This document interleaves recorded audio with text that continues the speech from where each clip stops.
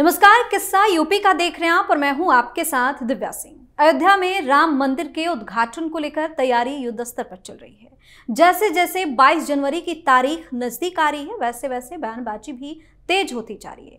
बता दें कि इत्तेहाद मिल्लत कौंसिल प्रमुख मौलाना तौकीर रजा ने अपने बयान में कहा है कि बाबरी में हमने सब्र कर लिया, लेकिन ज्ञान वापी में नहीं करेंगे। अब इस पर अखिल भारतीय संत समिति के महामंत्री स्वामी जितेंद्रानंद सरस्वती ने पलटवार किया है और कहा है कि उत्तर प्रदेश सरकार को संज्ञान लेना चाहिए। देश संविधान से चलेगा, ज्ञान वापी न्यायिक विषय है, इस पर किसी भी तरह का बयान देने से कोर्ट ने मना कर रखा है। आज इसी मुद्दे पर चर्चा करने के लिए मेरे साथ स्टूडियो में मौजूद हैं कैपिटल टीवी के एग्जीक्यूटिव एडिटर राजीव जी। सर, आपका स्वागत है। धन्यवाद। तौकीर रजा ने अब ज्ञान वापी को लेकर बयान दिया है। ये ज्ञान वापी को लेकर बयान नहीं है, इसको समझने की जरूरत है जी।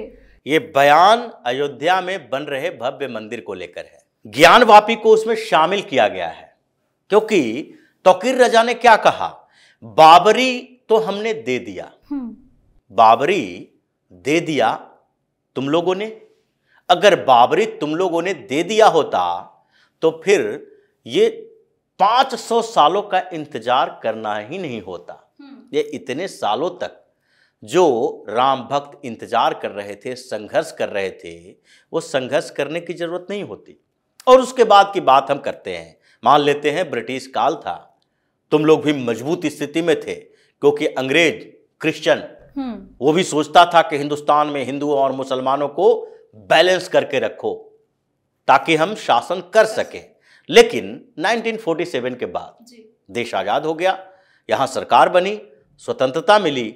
उसके बाद से यहां के हिंदुओं को क्यों इंतजार करना पड़ा पिछले 70-72 सालों से? तुमने दे दिया। अगर तुमने दे दिया होता तो फिर न्यायालय की जरूरत ही नहीं पड़ती, जाने की जरूरत नहीं पड़ती, राम मंदिर के लिए इतना बड़ा आंदोलन करना ही नहीं पड़ता, और फिर आंदोलन के बाद बाबरी मस्जिद को निस्ते नाबूद करने की जरूरत हिंदुओं को नहीं पड़ती। ये तो तुम लोगों का काम था कि अयोध्या का नाम आते ही तुम लोग ये करते कि देखो भाई, ये भगवान श्री राम की नगरी है और यहां पर बाबरी मस्जिद जो मीर बाकी ने तोड़कर बनवाया था मंदिर को, उस मंदिर मस्जिद को नहीं होना चाहिए। यहां हम लोग स्वेच्छा से एक अभियान चलाते हैं पूरे हिंदुस्तान के मुसलमानों का, क्योंकि ये हिंदुस्तान में बचे हुए मुसलमान जो पाकिस्तान नहीं जा पाए, इनको तो इस बात का एहसानमंद होना चाहिए था। कुछ लोगों का एहसानमंद रहा, लेकिन हिंदुओं का एहसानमंद होना चाहिए था कि पाकिस्तान तो तुमने धर्म के आधार पर एक देश बना लिया, तुमने आंदोलन किया पाकिस्तान के लिए, डायरेक्ट एक्शन डे में पार्टिसिपेट किए जिन्ना के साथ, केरल से लेकर बिहार तक, बंगाल तक, हर जगह पर, उत्तर प्रदेश जैसे जगहों पर भी तुमने जिन्ना का सपोर्ट किया, मुस्लिम लीग का सपोर्ट किया, उसके लिए वोटिंग की, यानी पाकिस्तान के समर्थन में तुम लोग थे।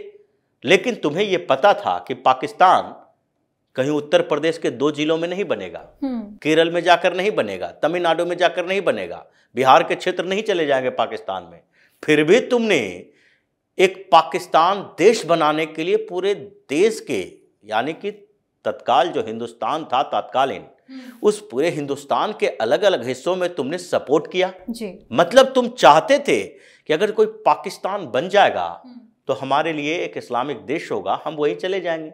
लेकिन फिर तुम गए नहीं, तुम्हारे दिमाग में एक खुराफात सूझने लगा कि अगर पाकिस्तान चले गए तो फिर हिंदुस्तान जो बचा हुआ रहेगा वो तो हिंदू राष्ट्र बन जाएगा, यहाँ तो मुसलमान रहेंगे नहीं।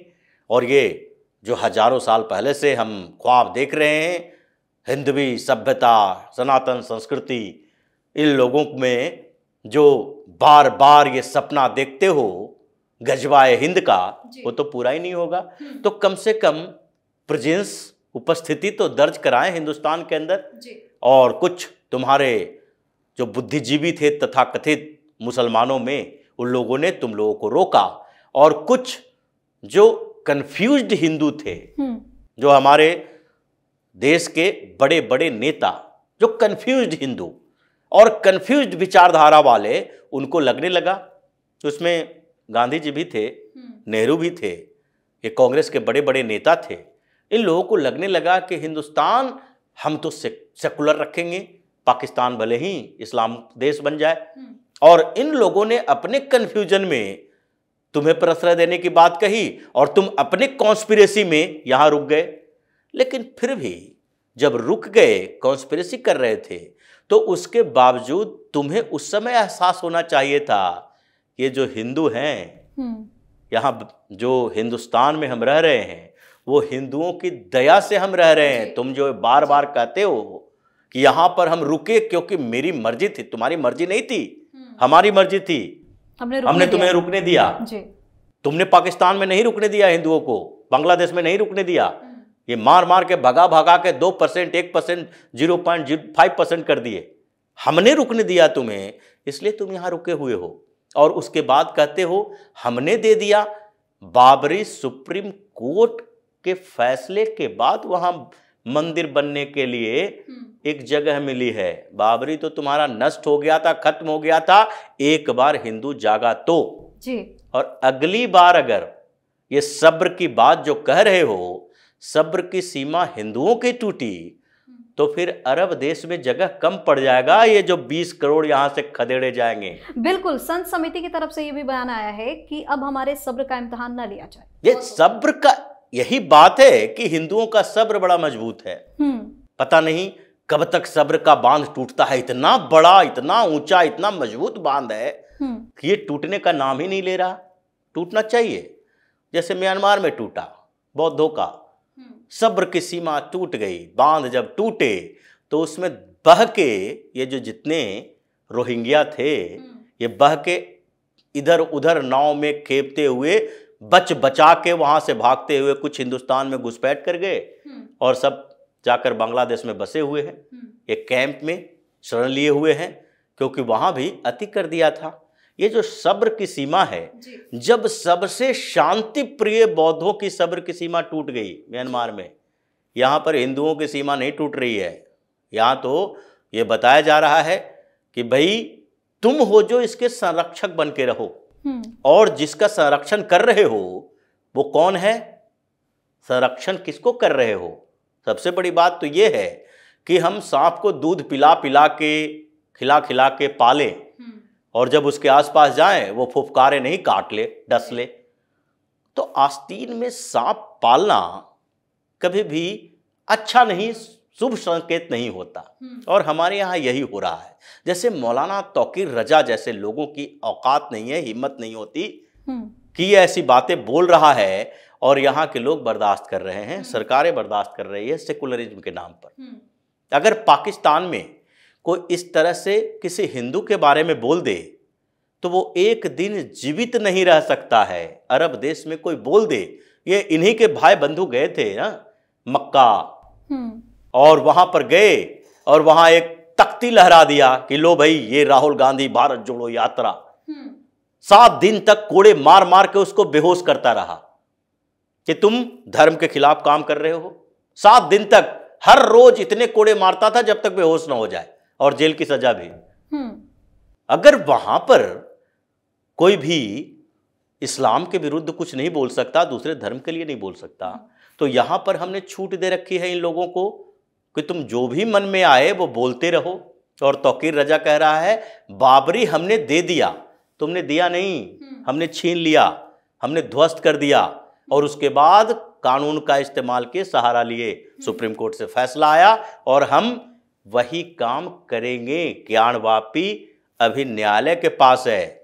ज्ञानवापी में इस बेशर्मों को सोचना चाहिए कि मथुरा में कौन से दुनिया का इस्लामिक कंट्री और इस्लामिक देश है, या फिर मुसलमान है दुनिया का कोई भी, जो किसी हिस्से से आता है और उसके दिमाग में चयन में होता हो कि मथुरा में एक ज्ञानवापी, काशी में एक ज्ञानवापी परिसर है, वहां एक मस्जिद है और वहां पर हम जाएंगे। मथुरा में शाही ईदगाह मस्जिद है, वहां जाकर नमाज अदा करेंगे।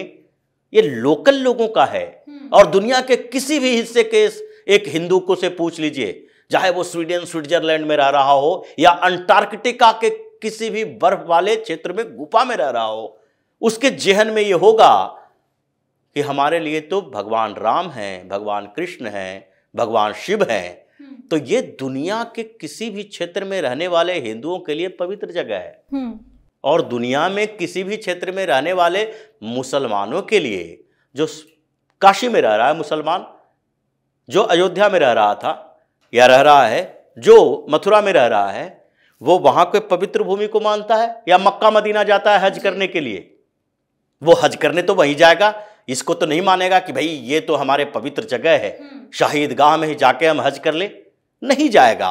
तो इनको शर्म आनी चाहिए कि इन जगहों को नहीं छोड़ोगे तो तुम्हारे लिए कोई जगह नहीं बचेगी। ये मान कर रखो, समय बदल गया है, स्थितियां बदल गई है, उसको स्वीकार करो। नहीं स्वीकार करोगे तो फिर विस्फोट जो होगा उसमें तुम बच नहीं पाओगे। राम मंदिर बनने के बाद इनकी बौखलाहट और भी खुलकर सामने आ रही है। ये बनने के बाद अभी बौखलाहट जितनी आए उतनी अच्छी बात है, क्योंकि हम तो उस परंपरा से आते हैं जो सामने वाले को गलती करने का मौका देते हैं। गलतियां करते जाओ, जिसको कहते हैं पाप का घड़ा भरना चाहिए।